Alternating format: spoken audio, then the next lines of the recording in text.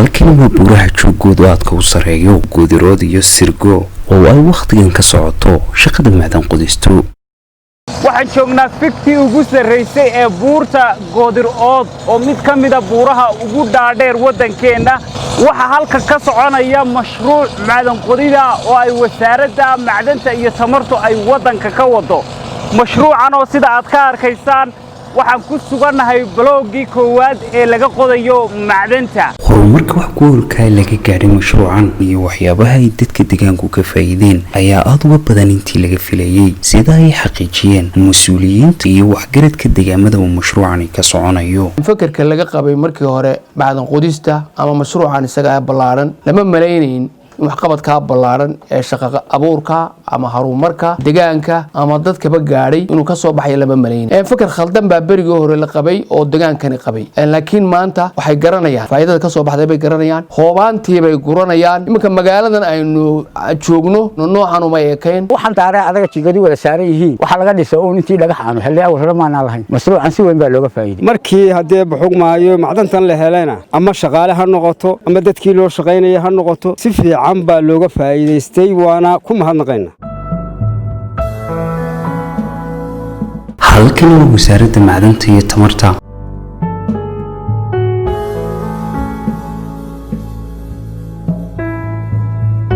waxaynu wareysiyo kala duwan oo la xiriira mashruucan macdan qodista la yeelan doonaa mas'uuliyiinta ugu sareysa wasaaraddan. inta badan bulshada reer Soomaaliland markay noqoto waliba gaar ahaan miyiga fikrado kala duwan bay macdan qodista ka aaminsan yihiin. marka maxay macdan qodistu faa'iido u leedahay marka la eego dadkii deegaamada macdanta laga qodayay gobolkii iyo sidoo kale qarankii maxaa faa'iido oo ka soo baxaya marka la horumariyo barnaamijkan macdan qodista? si guud macdanta meesha ka soo baxda waxa loo qaybiyaa 3 qaybood. qayb deegaanka macdanta laga helay baa lagu horumarinayaa. xeer baynu u leenahay, sharci baa jira, sharcigaas la dabaqayaa percentage ama boqolay baa deegaanku wixii halka ka soo baxa ku yeelanaya oo horumarin loogu sameeyo. gobolku qayb buu isaguna yeelanaya oo boqolay oo qayb ka yeelanaya. qaranku guud ahaan qayb buu ka yeelanaya. taasi waxay kor u qaadaysaa GDP-ga wadanka. marka waa tusaale wanaagsan marka mashruuca Faqaayuub oo kale dadka ka faa'iiday waad aragteen, inta shaqaale ka shaqeysan waad aragteen. macdan qodista iyo shirkadaha ku hawlan waxa ka ratimaya qandaraasyo mid cunto mid hadii markay xoolo mid shidaal intaasoo mashruuc oo kale oo contract oo kale ayaa ka abuurmaya. faa'iidada labaad deegaankii horumar baa u soo kordhaya, wadooyin baa u soo kordhaya, caafimaadkii baa u soo kordhaya, biyihii baa u soo kordhaya. waxaas oo dhan wax ay ka helayaan laga heli karo weeye marka mashaariicda dhaqdhaqaaqa noocaas ee macdan qodista ay ka bilaabanto. waxaas oo dhamina wax daba socdaa weeye oo iyaduna deegaankii bay sidaa uga faa'iideysa. waxaan maanta ku suganahay magaalada Faqaayuub oo ka tirsan gobolka Togdheer. barnaamijkana waxaynu ku eegi doonaa mashruucani ka hor xaaladdu sida ay ahayd markii uu mashruucani yimi maxaa isbedelay. waxaanuna gabagabada barnaamijkan ku ogaan doonaa faa'iidada uu mashruucani u leeyahay bulshada iyo sida qaybaha kala duwan ee bulshadu ay mashruucan uga faa'iiday. waxaanu tagi doonaa meelaha kala duwan ee uu mashruucani ka soconayo. waxaanu la kulmi doonaa dadka kala duwan ee uu mashruucani quseeyo.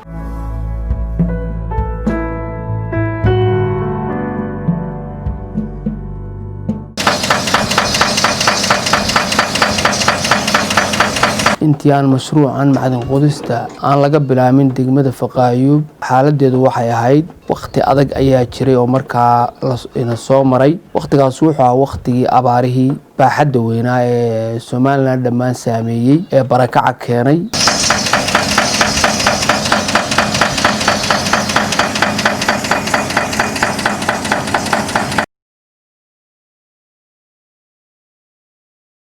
markii ay xaaladdu halka ay soo taagtay waxa ay ka fikirtay dawladdu sidii ila dhaqaalay oo abuuri lahayd. madaxweynaha Muuse Biixi Cabdi xukuumaddiisa gaar ahaan wasaaradda tamarta iyo macdanta oo juhdi badan gelisay sida ummadeeda iyo dalkeeda baaritaanka iyo kheyraadka ku jira ay wax uga soo saari lahayd. macdanta ayaa la saamiyay. waxa Ilaahay keenay muddo in yar kadib in macdan laga helay degmada. waxa laga helay goobahan dhagaxa loo yaqaan jeerka wasaaradda macdanta iyo tamarta waxay ka howlgashay sidii macdanta loo qodi lahaa loona keeni lahaa dad khibrad u leh oo soo saara waana ku guulaysatay alxamdulilaahi rabbilcaalamiin waxaa bilaabmay dejintii shirkadaha oo la dhagax dhigay 2018 bishii afraad 24keedii ayaa la dhagax dhigay oo la daha furay inay toos macdantii u bilaabanto isla markaana shirkadihii lagu wareejiyo iyagoo baloog loogu qaybinayo. intaa kadib degmada Fiqi Ayuub waxaynu uga sii gudbi doonaa goobaha ay shaqada macdan qodistu ka socoto waqtigan halkan waa buuraha Goodirood iyo Sirgo halkaas oo ay waqtigan shaqada macdan qodistu ka soconayso.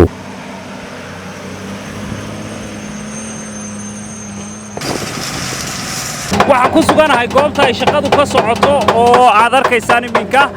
marka iminka waxaan waraysi la yeelan doonaa mid ka mid ah shaqaalaha halka ka howlgalaya. بسم الله الرحمن الرحيم magacayga waxa la yiraahdaa Axmed Saleebaan Axmed waxaan ahay teamka halkan u jooga wasaaradda macdanta iyo tamarta ee u qaabilsan mashruucan anigu waxaan ahay coordinatorka mashruucan u qaabilsan wasaaradda tamarta iyo macdanta mashruuca jeerka ee ka socda degmada Fiqi Ayuub ee gobolka Togdheer marka halkan wasaaradda teamkan jooga wuxuu u kala baxaa 4 qaybood afarta qaybood waxay kala yihiin guud ahaan horta wixii cabasho ka yimaada community-ga teamkan wasaaradda ee halkan jooga ayaa ka mas'uula waxa kale oo jira qayb qaabilsan wixii cabasho ama wixii la xiriira shaqaalaha waxa noo jooga injineeradii la soconayay macdanta iyo qaybaheeda kala duwan ee la shaqaynayay dadkan ajnabiga ah waxa kale oo jooga qayb environment-ka ama deegaanka si aan deegaankeennu waxba u noqonin ka shaqaysa hawshaa ka shaqaysa oo qaabka deegaanka loo ilaalinayo hadba ku daba jirta dadkan shaqaynaya ee ajnabiga ah marka guud ahaan hawshu runtii si wanaagsan bay u socotaa.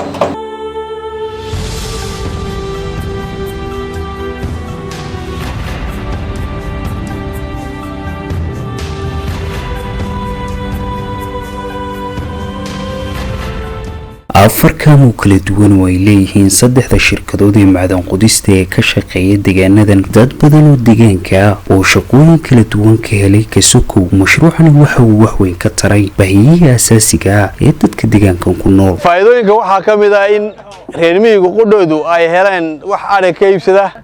iyo taakulo wixii kale shirkadu ay ku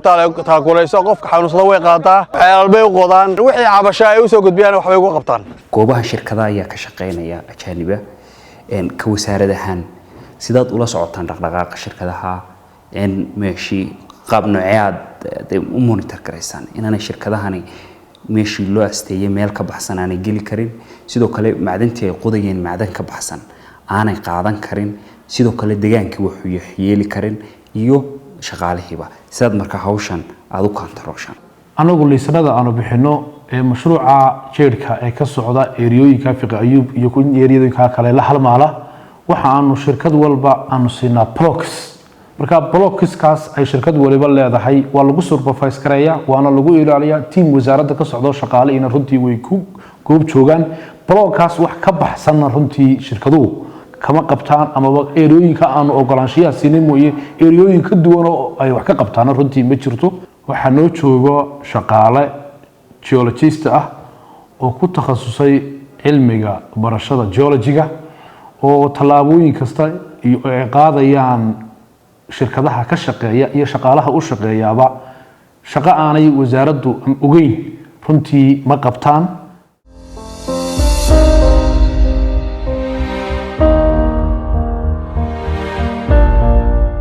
daawadayaal waxaan ku suganahay deegaanka Ceel Baxay ee gobolka Saaxil waxa halkay la jooga dadkii deegaanka marka waxaan wareysan doonaa mid ka mid ah dadka deegaanka oo iga warrami doona bal mashruucan ay wasaaraddu ka wado deegaanka faa'iidada uu keenay bal waxaad iga warantaa xaaladdu markii hore siday ahayd intaan shirkadani iman ama dawladdu aanay keenin shirkadahan macdan qodista waxay ahaayeen runtii dadaan qalabna haysan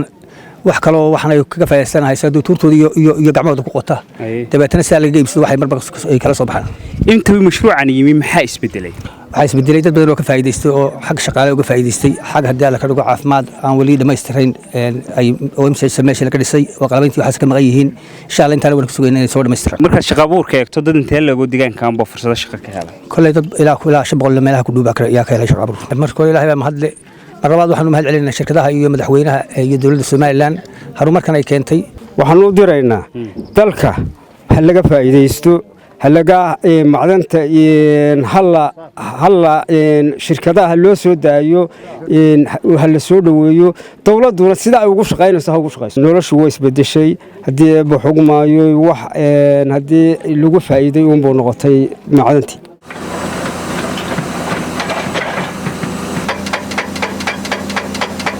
maadaama mashruucani faa'iido ballaaran keenay oo ay dadku waxyaabo kala duwan ka faa'iideen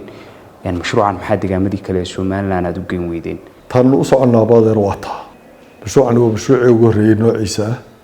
waxaana ugu horeynta keenay macdanta ku jirta meesha ee jeerka la yiraahdo oo suuqiisii markiiba la helay cidii qaadanaysayna ay diyaar noqotay oo awalba qaadan jireen